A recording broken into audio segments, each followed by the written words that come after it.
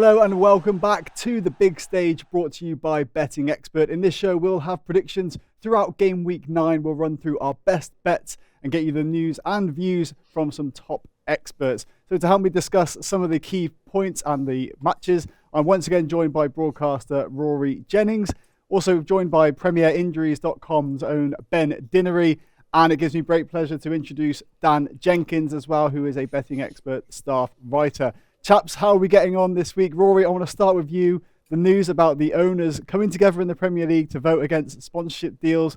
What ramifications do you think this will have to the league in general? I think it's truly ridiculous. I think it's trying to close the door after the horse has bolted. I don't agree with it at all. It feels so disingenuous to me. I mean, it's not dissimilar to when all of the 19 clubs came together to say that they didn't like the impact that the Newcastle takeover has had on the perception of the Premier League. I think, hang on a minute, that better not include the chairman that were trying to take their clubs out of the Premier League and into the Super League. It just feels all so diluted, so just a lack of transparency and so full of self-interest. I don't agree with it at all. I think that these sponsorship deals have a place in football. They will always have a place in football, and I feel like they will continue because there's always a loophole to be exploited. And for you, Ben, as a resident Newcastle fan, I mean, what's your views on it as a Newcastle fan? Will become a threat to the status quo, and they're not happy. You know, they want to stay within their little clique, within their niche. They're very happy within their bubble. And somebody else coming up on the rails and threatening their status, and that they don't like it. It absolutely stinks, in my opinion, if the truth be known. The underhand, that we've seen with the Super League, discussions that, they're all out for themselves. Let's make no bones. You can try and dress it up in whichever way or shape, form you may like, but this is about self-preservation, and it's about protecting their own interest and nothing about the greater good of the Premier League or football in general. This is purely about their own self-interest. All right, well, let's go into it then. Let's dive into the opening round of games in game week 9, starting off with Aston Villa playing away against Arsenal. Villa, of course, threw away that 2-goal lead against Wolves last week. I was gutted to see that. But Ben, can you give us a quick overview, just maybe some injury insights going into the early kickoff the late kickoff on Friday? Yeah, of course, a big talking point has been the fitness of Bukayo Saka. He was on the receiving end of that sort of industrial tackle that went unpunished from John James McArthur. And Mikel Arteta reported that he couldn't continue and he was replaced at halftime. Now, at the time of recording, Saka hasn't actually trained with the squad at this moment, and the decision on whether he's going to be available in that squad will be taken with the player and with the club's medical department. Now, unfortunately, it looks as if it's not too serious. Potentially there could have been a little bit of bleeding in that muscle and maybe some compartmentalized issues. Fortunately, it looks as if it's just impact, and it might be a case of pain management. So we're waiting on that one. And Mikel Arteta also spoke about the possibility of 2 or 3 other players who had picked up knocks. Now, again, he didn't mention individually, but I do know that Kieran Tierney was one of those players who hadn't trained with the squad as of Wednesday. So again, that could be a late decision. The only definite absentee that we know of is Granit Xhaka. For Dean Smith, again, it looks like a relatively clean bill of health there for Villa. Trezeguet is a long-term absentee due to a ruptured ACL, but we will see the likes of Leon Bailey and also Bertrand Traore return to the Villa squad this weekend. But likelihood minutes will come from the bench, given the fact that they've probably missed in and around 4 to 5 weeks with various muscle problems in and around that thigh and hamstring. Now, Dan, I just want to bring you in as well here, just to give you an introduction basically to the big stage audience. So can you just tell us how the Premier League season has shaped up so far for you from a betting point of view? I mean, has it been easier to predict results this season compared to previous? I mean, it's been pretty reasonable. We're finding a lot of value at some of the mid-table teams like Brentford, Crystal Palace, and Watford have given us a lot of value. Some of the bigger sides have been a little bit disappointing. I had Arsenal as one of the most potentially valuable teams this season, but it hasn't really panned out that way so far. But no, it's been it's been a good season for betting. Lots of upsets, lots of excitement, which is what we want to see. And of course, yeah, big upset for me as East as a Villa fan was Villa losing that 2-goal lead. But for you, Rory, you're predicting Villa to actually get a result away at Arsenal. So, yeah, tell us about that. I mean, how do you see them bouncing back? How do you think Villa will get at Arteta's Arsenal? The reason I think Villa will win the game is more to do with Arsenal than it is Aston Villa. I think Aston Villa pose a threat, but I think Arsenal's vulnerabilities are there for everyone to see. You know, when you're watching that game against Crystal Palace, it was clear that Arsenal were lacking in so much. And if you were just watching the two teams play, you wouldn't know what manager has been there for over 2 years and what manager has been there for 8 games. I thought that Palace played brilliantly, but that is because Arsenal let them do it. And the crucial thing, aside from the Granit Xhaka injury, that's as good as it's going to get for Arsenal. That was basically Mikel Arteta at full strength. And I just think that they're rudderless. I think, look, player for player, Arsenal were decent. But there is such a weak streak going through that team. And the only reason they got out of jail is because they have a couple of very good to world-class players. Lacazette and Aubameyang did what we know they can do. But that's nothing to do with the manager or the ethos or the overall strategy. It's just to do with hoping for the best in the last minute against Crystal Palace. I mean, is that why, Dan, just bring it back to you and your best bet for this one, looking at Villa on the Asian handicap? I mean, is that why you are going that way in this game? Yeah, Arsenal do find it difficult to break down defensive teams. Obviously, Villa won this matchup 3-0 last season at the Emirates. They've actually beaten Arsenal in each of the last 3 matches, but they're out at 4.25 to win this one, which I think gives them a lot of value. I've gone for Villa plus 0.5 in the Asian handicap, as you said, at 2.03 odds, which I think seems pretty reasonable. And for you, Ben, let's just have your quick fire prediction for Villa Arsenal.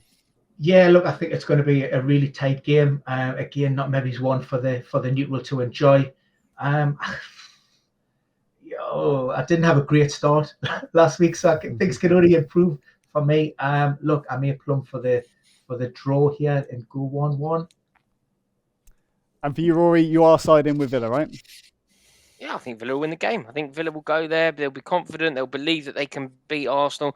And I think anybody that goes to Arsenal now will genuinely believe that they can do it. The pressure is massively on Arteta. The expectant crowd of the Emirates, who, you know, they're not exactly roaring Arsenal on at the moment.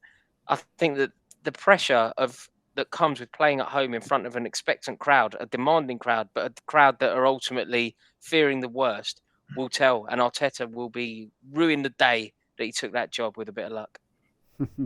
Perfect. Now let's move on to your favourite team, Rory. We move on to the early kickoff on Saturday. Chelsea against Norwich. Now, we are recording this on Thursday, the day after Champions League. Some big news coming out of that game, both Timo Werner and, of course, Romelu Lukaku going down with injuries. Rory, what do you make of it? I mean, how is that going to affect Chelsea going forward? I mean, it's about as bad as it could be, isn't it? I think that Chelsea were a little bit foolish in the summer when we brought in Romelu Lukaku and basically let everybody else leave. We sold Olivier Giroud, we sold Tammy Abraham, we let Broja go to Southampton on loan. I don't really know why we did that. I think that the obvious issue was going to be if Romelu Lukaku is injured, it would mean that you have to change the way you play. We already know that Timo Werner isn't seen as being that player. So even people who say that you've got Werner available, Werner doesn't play through the middle in the way that Lukaku does. So in terms of keeping the system the same, there isn't really an option, knowing that Lukaku at some point in the season is likely to miss some games. So it felt slightly foolish and slightly short-sighted. But the fact that they've both been injured in the way that they have as well, in those circumstances, I mean, Timo Werner's hamstring, I think, really not ideal. And Romelu Lukaku was just about to score, wasn't he? He was just about to end his goal drought. And it's looking slightly worrying. I don't think it will be an issue for this particular game. I think against Norwich, you know, we'll be fine. But through the course of the season, it is a slight concern. I don't really know what we'll do either. I don't know if it will be Havertz as a false 9 or what. So it'll be interesting to see what Tuchel goes for. But against Norwich, I can't see it having too much of a drastic impact. Well, Ben, let's have an injury update from yourself as well regarding Lukaku's injury, especially starting with that. I mean, how long do you expect him to be out for? I mean, we're working with video footage and looking at the mechanism of injury. And of course, from that limited what we're getting eyes on. We're not able to give any kind of definitive diagnosis and specifics in terms of timeline. And of course, Thomas Tuchel come out and he said, yeah, it's painful, it'll need check, and a player will be sent for imaging. From video footage, it looked as if Lukaku externally forced that ankle out, suffered a similar type of injury to Reece James, potentially a high ankle sprain. And high ankle sprains are inherently worse than what we consider a normal ankle sprain. Typically could be double in that return to play timeline on that. What we do know about Lukaku is he's a player who can tolerate the demands of the game. He's a very, very robust player. Over the last 9 seasons, I've done a bit of a deep dive. He has a 94% availability record in the league across his time in the Premier League and also across at Serie A. So we know, generally he's a guy that stays, relatively fit. So we don't know how he will respond to treatment, how he will go through that recovery process. And for me at this point, I'd be a little bit surprised if he did return before the international break. Thomas Tuchel may use that opportunity to rest him, keep him away from that Belgium squad and prepare him for that busy festive programme.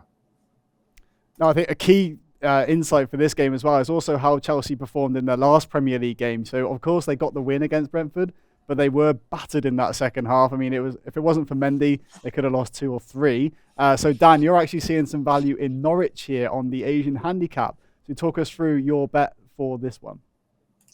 Yeah, well, this was actually my bet before we found out about the injuries to Lukaku and Werner, but Norwich are obviously the massive outsiders. They're out at 22.38 to get the win, implied probability of about 4.5%, but Chelsea haven't beaten Norwich by more than a goal in any of their last 7 meetings, so I think Norwich plus 1.5 in the Asian handicap has pretty good value. It was out at 2.70, but it's dropped down to 2.45 probably in light of the injuries.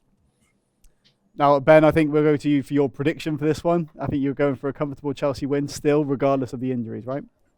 Yeah, I mean, that prediction was done again ahead of the Champions League encounter. And maybe not, I don't see it as comfortable as maybe some do. We've seen Norwich dig in the last couple of games. He got back-to-back clean sheets. Daniel Falk has reverted to, a back 5 to have a lot more of a solid unit with a double pivot in front. So I think it'll be, I don't think it'll be the cakewalk that everybody thinks it will be. And I'm going 2-0 Chelsea. And for you, Rory, you are going for an easy win, right? Yeah, I can't see it being a problem at all. I really can't. I think Chelsea's under 21s will put 4 past Norwich, so there's no reason for me to doubt the first team doing it. Yeah, 4-0 at least, I would say. Potentially famous last words, but we'll cover that next week. Almost definitely. Now we'll move on. Almost. I realised that as I said it. I thought, what am I doing here? It's setting myself up for a massive fall.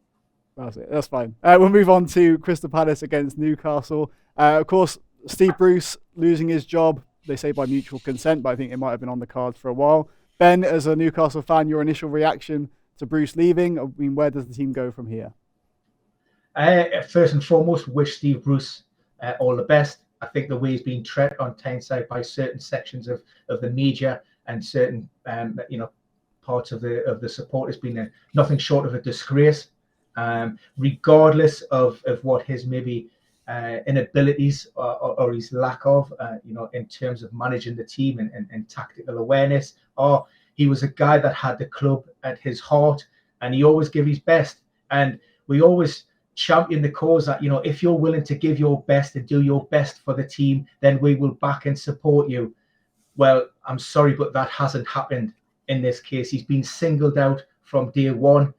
He's had his back against the wall, and everybody, there's been an agenda against Steve Bruce, and people have wanted him to fail. Whether that was because he didn't agree with, and they wanted Rafa Benitez, or whether, he was a perfect scapegoat.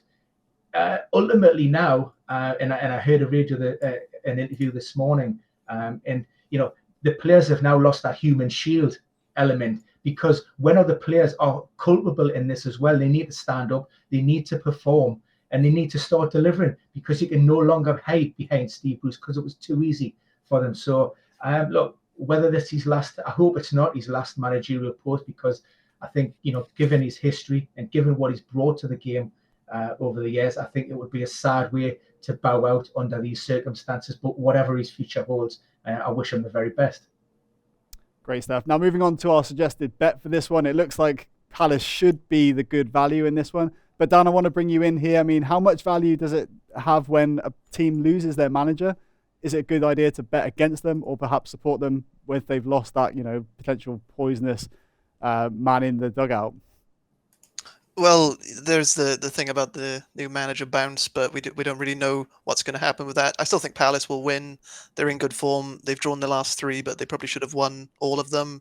They've beaten Newcastle in 3 of the last 5, and backing them in the 1x2 at 2.03 odds seems pretty good.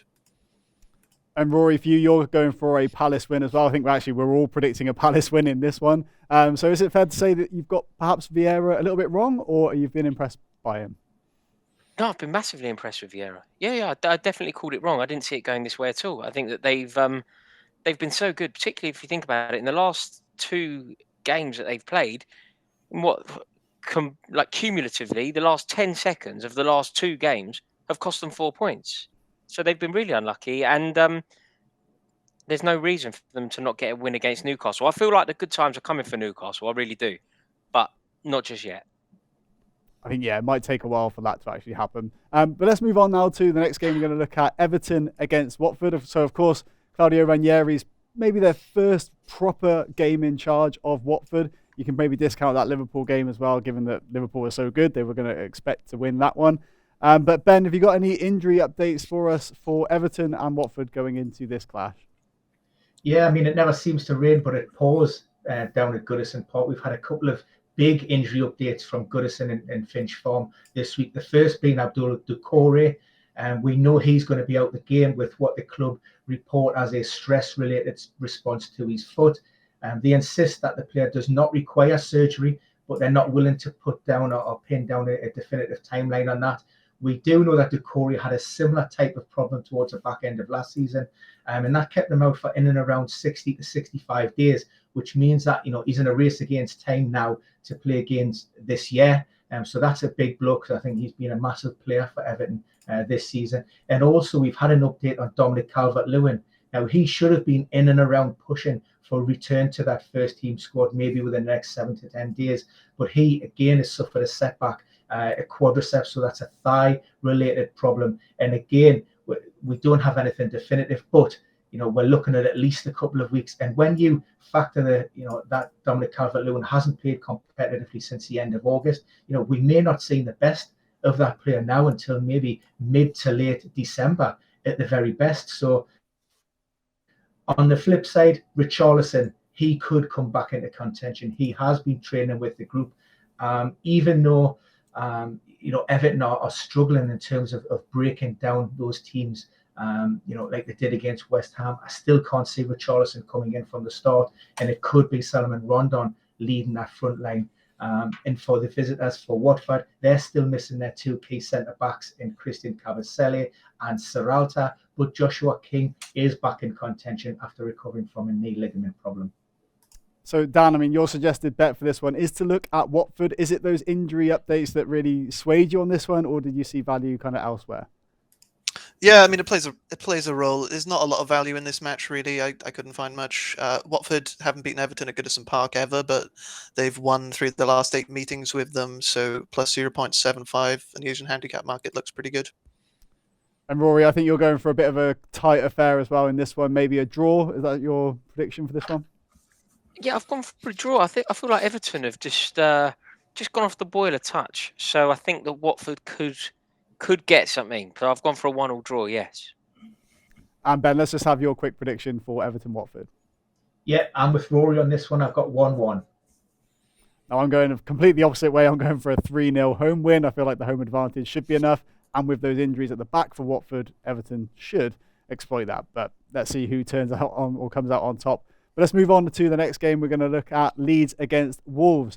Now, Leeds, what is going on there? I know, Ben, you maybe have some insight on just the injury struggles. Of course, have they just been run into the ground by Bielsa, do you think?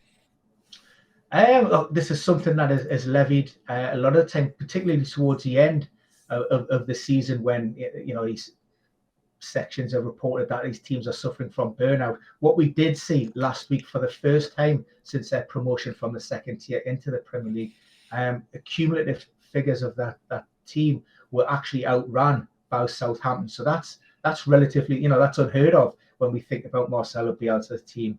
And the difficulty is I don't know if it's the weight of expectation that everybody expected Leeds to really kick on from last year, or whether they have just been that bad. I mean, you take Rafinha and you take Patrick Bamford out of the equation, and you question where are those goals coming from. Defensively, they've always been suspect. They've always been liable to concede. And maybe the opposition managers are just working them out a little bit more. And I think that, they've been hugely disappointing. It doesn't look like things are getting better, anytime soon. And it's almost as if Bielsa's insistent on going with plan A. There isn't a plan B. And the players that he's expecting to come in and fill those voids left by those injured players just maybe aren't up to task at this moment. So, Dan, I think I'll bring you in here as well. The value bet for this one looks to be on Wolves, especially on the Asian handicap at 0. Just talk us through maybe your thinking behind that one. Is it the worries behind Leeds, just their frailty at the moment at the back, and also just in general? Well, Wolves have actually won all of their last 5 meetings with Leeds. They're in good form, but I went a bit more conservative here, expecting a bit of a response from Leeds. Was tempted to back them in the 1x2, but went for +0 and the Asian handicap market at 2.12. And for you, Rory, I mean, how important do you think that comeback would be for Wolves, of course, beating Aston Villa from 2 goals behind, just for their momentum and just in general for the season? Yeah, absolutely massive. And that's why I've got them to win this game. I think that they're going to use that result. I mean, the euphoria around Wolverhampton Wanderers off the back of that, a local rival 2-0 down to winning the way that they did. They must now use that as a springboard and launch into the season. I think Leeds United away is about as perfect as it gets because it's big. It feels a bit like a scalp. But ultimately, there is a weakness to that Leeds team. And I think that, it's huge for Leeds as well, isn't it? I feel like Leeds are going to lose. I think Wolves will win. But that could mean, if I'm correct, that will mean that Leeds will have lost to both Wolves and Southampton in consecutive weeks. That's a relegation fight, isn't it? That is the very definition of a relegation fight. So it's actually a huge game at Ellen Road for both teams.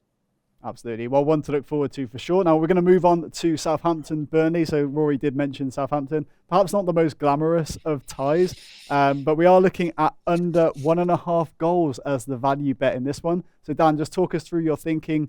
Why are you going for that kind of bet in this match? Yeah, it's not the best match on paper. We usually call these ones the both teams to snore match, but Southampton scored 2 in their last 5. Burnley scored 3 in their last 5. So under 1.5 goals, it was at 3.70 odds, but it's now at 3.55. I still think it's plenty of value, and that's probably my favourite bet of the week as well. And Rory, I know you have a drawdown for your prediction for this one. So how do you see Burnley getting a result at Southampton, given the momentum they're in? Yeah, I think that they need something. The reason I've gone for them getting something, I think that Southampton had a massive result last week, and they'll be looking to build on that, and they'll be desperate to do so. But I just can't envisage for me, Burnley going down is unfathomable. I value Sean Dyer so highly that I feel like they will get out of trouble. But for that theory to be true, and I believe it to be true, they do need to start accruing some points now. So I can't quite see them losing because I think I can't quite see them winning because I feel like Southampton have got a bit about them and last week's result will inspire them and whatever. But equally, I can't see them losing because they must start securing some points. So it feels like there's a draw written all over it to me. Now, I'm going for a home win. I know you are as well, Ben. But is there any kind of injury news that we need to be aware of going into this one? Not relatively clear in terms of, we know that James Ward-Prowse serves a second game of his 3-match suspension, and Jack Stevens is a long-term absentee for the Saints. For Burnley, the Clarets could potentially have Charlie Taylor, Matt Ivira and Ben Mee back in contention. All 3 of those players have been on the training pitches this week and stand a good chance of returning to Sean Dyche's matchday squad. Nice one. Now we'll move on to the top 4 clash. I wouldn't have thought I'd be saying that at the start of the season. The late kickoff on Saturday, Brighton against Manchester City. Now, unbelievable how well Brighton are doing so far. I think we can all agree on that. But Dan, your best bet for this one is looking at the total goals market and going for under. Can you just talk us through that one and why you see there's value in that bet? Yeah, under on goals here. Brighton have had under 2.5 goals in 6 of their 8 matches in the Premier League. That's the joint highest in the division.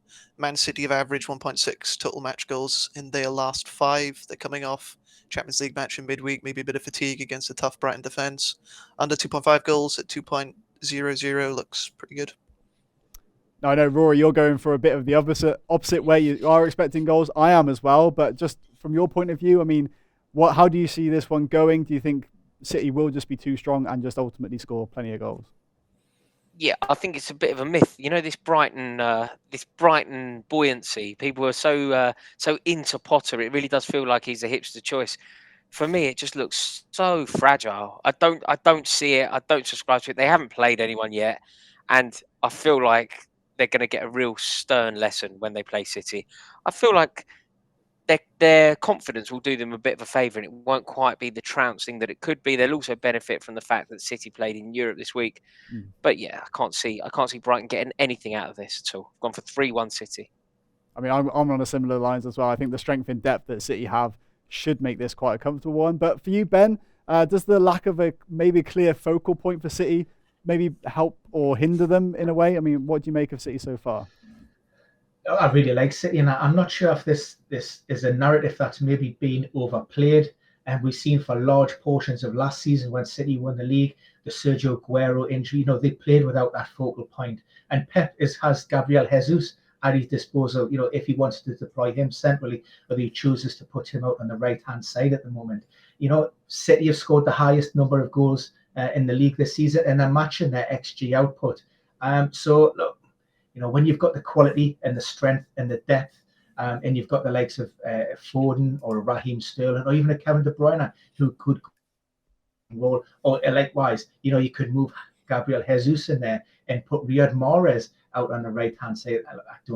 There's so much quality in that team. I think they'll cause problems for anyone. Although, I'm a little bit stingier this week with regards to the scoreline. I think City will edge it, but just, by the odd goal. Great stuff. All right, then let's move on to our first feature game of the show. So moving on to Sunday's game between Brentford and Leicester.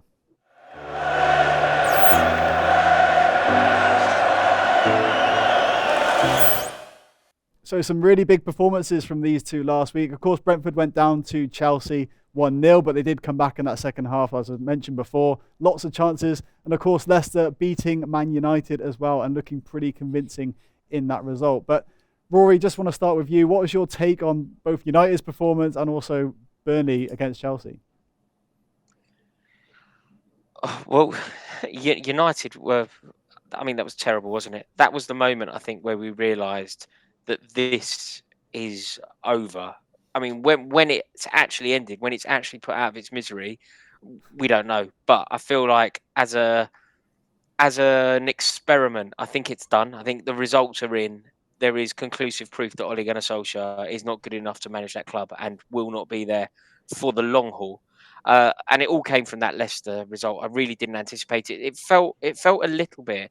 There was a result. I think it was under David Moyes when Fulham got a draw. Fulham got a draw against. I remember Steve Sidwell scoring, and basically everyone knew that the Moyes era was over. And that's how significant the Leicester moment felt to me. I feel like Ole Gunnar Solskjaer's tenure at Manchester United is now over. The result at Leicester, there is no coming back from that. So it's huge. Manchester United are just out of ideas, aren't they? They're out of ideas. There's no cohesion. There's nothing quite going right for them. And with that in mind, I think we have to suspend our belief that Leicester have managed to turn a corner. I know they had a good result in Europe as well, but I didn't think Leicester looked particularly good in that game either.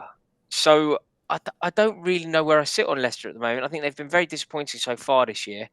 And this is a real test for them. I think Brentford are going to be a real problem for Leicester. So it will be after this 90 minutes that we will know, have Leicester turned it around? Are Leicester the team that we thought they could be? Or have they just beaten Manchester United, as so many teams seem to do these days? Or are they back? Brentford were amazing against Chelsea. I mean, the reason that it's such a brilliant result for Chelsea is because I think the games that you don't deserve to win but win are the games that will win you the title. And Chelsea 100% didn't deserve to win that game. We probably didn't deserve to draw against Brentford. They were fantastic. So I think Brentford will beat Leicester. I really do. Well, that's it. I mean, given the defensive frailties as well of Leicester, of course, conceded to United, but then at the other end they scored 4. So, Dan, our best bet for this one, looking at the total goals market, which way are you going? Yeah, hard to pick a winner, so there's value in the goals market. I expect a pretty high scoring match. Leicester have averaged 4.66 total match goals in their last 3. They've only kept 1 clean sheet all season. Both sides are kind of showing a bit of weakness at the back, but they've got such quality going forward. So over 2.5 goals at 2.00 odds. And Ben, are you going along the same lines with that? You think, given the injury news, I mean, was it Johnny Evans was back starting again, right? How important will he be for Leicester's defence? Yeah, Johnny Evans is massive. I wouldn't say that he's over the problem. It's decisions which are taken game week to game week. With Johnny Evans, we know it's a painful condition that can literally flare up overnight. It can evolve. At the moment, fingers crossed, he started the last 2, so that's great news for the Foxes. Again, I find myself sitting on the fence here. I'm a little bit more conservative in the outcome of this one, and I think it's going to be a draw again, unfortunately, 1-1. I mean, how do you think, or maybe Rory, bring you in here, how do you think the styles will clash with these two? Leicester known for high pressing, or at least getting a lot of shots from high presses on the pitch. How do you think that will shape up compared with Brentford? I think that Frank will have a system that will really trouble Leicester. I think that Leicester have shown us already this season that it isn't quite working as they would hope. Obviously, they've had a couple of good results recently, but up until that point, up until they beat Manchester United, I watched them lose to a side practically in the relegation zone in Poland. I think their best result in recent weeks was knocking Millwall out the League Cup. So they are struggling themselves. And when you think about what Frank has done there, I mean, he's a hero, isn't he? I was so impressed when it wasn't going their way against Chelsea. I mean, look, they over the course of the 90 minutes, they certainly deserved the victory. But there were moments, particularly in the first half, where Brentford were given a bit of an education. And what was so impressive about them is they didn't change their philosophy. Their shoulders didn't drop. Their heads didn't drop. They were completely diligent and true to that system that is in place. And I think Frank, pound for pound, has been manager of the season so far. I think it is so impressive. I love the way he conducts himself as well. I love the way he talks. Always talking about a bottle of red, isn't he? Always fancies a bottle of red after a decent result. I think me and him could be mates. I think he'll get a good result. I think he will get a result against Rodgers. I really do. So maybe let's not show him the first show of the season when you said Brentford would go down. But let's say, yeah, I was so wrong. I know. I've had to eat a lot of humble pie on that one. I didn't anticipate him being this good. I have to just acknowledge that they've been tremendous, and I really didn't see that coming. I mean, for me, sorry, I'm going for a Leicester win. I'm going for a 3-0 win. Actually, I'm siding with Dan as well. The over on the 2.5 goals. I feel like that should be a pretty solid bet in this one. Now we're going to move on to a London derby and West Ham against Tottenham.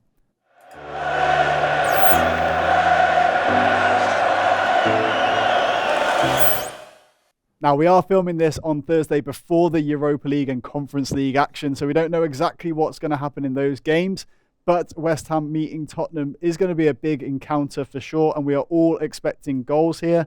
Dan, let's bring up your value bet for this one, over 2.5 goals. Just talk us through why that is. Why do you think there's such good value in that market? Yeah, over on goals again. We've seen some really good matches between these sides. 5 of the last 10 meetings in all competitions have actually had over 4.5 goals. It's quite tempted to go for that, but West Ham have only had over 2.5 in 6 of their 8. Spurs have had over 2.5 in each of their last 5. So over 2.5, it's quite low odds, but it's likely, I think.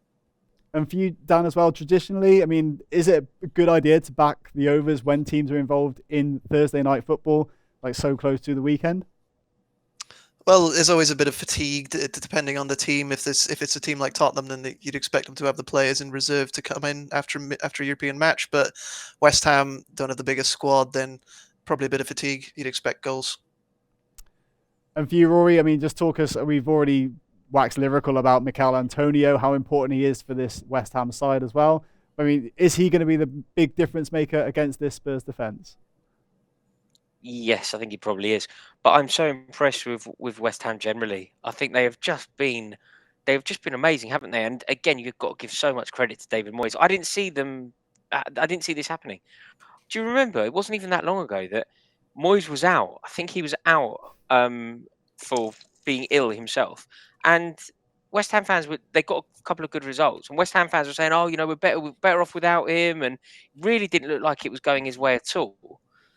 He is amazing. It's so brilliant what he's achieved there, and I think Tottenham are average at best. And the way that he's got this West Ham team playing, I think that West Ham have a propensity to get a good result against Tottenham. Over the years, there's been like the significant ones, the lasagna gate, and there was a season where they beat them three times in one season and whatever else. So yeah, I'm going West Ham all the way here. Now, Ben, I want to bring you in here as well. Looking at Tottenham's stats, I mean, they're pretty poor if you're actually looking at the XG, how they've been performing, that kind of the underlying stats. I mean, how important are those stats to you when you're making predictions, for instance? And just talk us through why Tottenham are overperforming compared to what their stats suggest. Yeah, I think it's always, you never look at these numbers in isolation. I think you need to incorporate the eye test. Tottenham had what appeared to be on paper a great start of the season. I think it was 3-1-0 victories.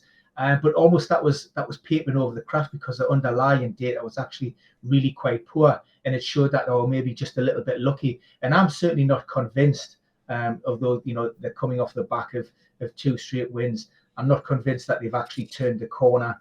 Mate, they got caught up a little bit in last weekend's game with Newcastle, expecting our lot to do a bit of a job on them. But ultimately, it was the same players, and we still had those same defensive frailties. Of course, the return potentially of Harry Kane to form would be massive. But I think Heung-min Son has been probably one of the standout performers for them this season. I know Dembele has impressed as well on occasions, but Son, he seems to transcend those fixtures, transcend the form of his team, and he's been able to drag Tottenham, by the collar through some games and get those results. So, they're on my watch list at the moment. I'm certainly not convinced. I'm not a huge fan of Nuno, I must admit. He sort of soured my opinion of him last season at Wolves, and it's a footballing philosophy that he seemed to have continued this season. That more conservative, passive approach to football, where I think certainly at Wolves, and I think this Tottenham team would benefit more from playing on the front foot. They do have some nice attacking, exciting personnel in that team. Just go out there and unleash them. But maybe it's the distraction of this Europa Conference League games, which is maybe meaning, we've seen it after Project Restart, how he held his players back. He wants to protect his squad, and maybe that conservative approach is with one eye on maybe keeping these players as fresh as it possibly can be and injury-free. All right, Ben, let's have your quick prediction then for West Ham Spurs. I'm going for a narrow win. I'm saying West Ham 2-1. And for you, Rory, as well, let's have your score prediction for this. West Ham 3-1. And I'm going the complete opposite. I'm expecting Tottenham to get a result in this one. But now let's move on to our last feature game, the big one of the weekend, United against Liverpool.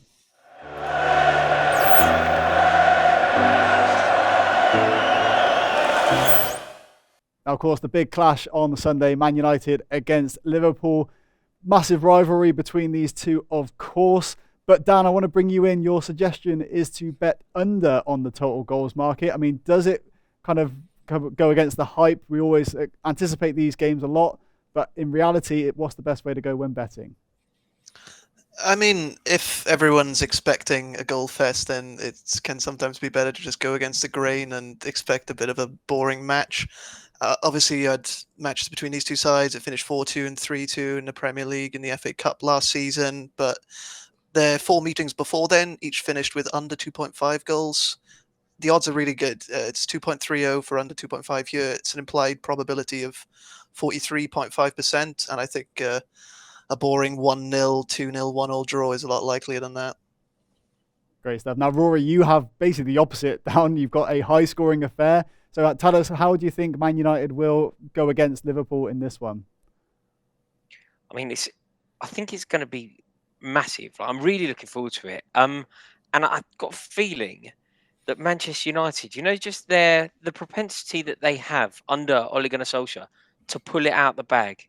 The way that he always pulls it out the bag when it is most necessary. I mean, it's one of those, isn't it, where you sort of say what you like about Ole Gunnar Solskjaer, but the man can get a result when he most needs it. And it started against Atalanta. They got the result. The jury is now out. I feel like he's gonna get a result, and I think the only way that you're going to beat Liverpool, because Liverpool are going to score, so the only way that Solskjaer is going to get the result that he so desperately needs is by outscoring them. So I've gone for a massive upset, but I've gone for Manchester United to score 3 and beat Liverpool 3-2.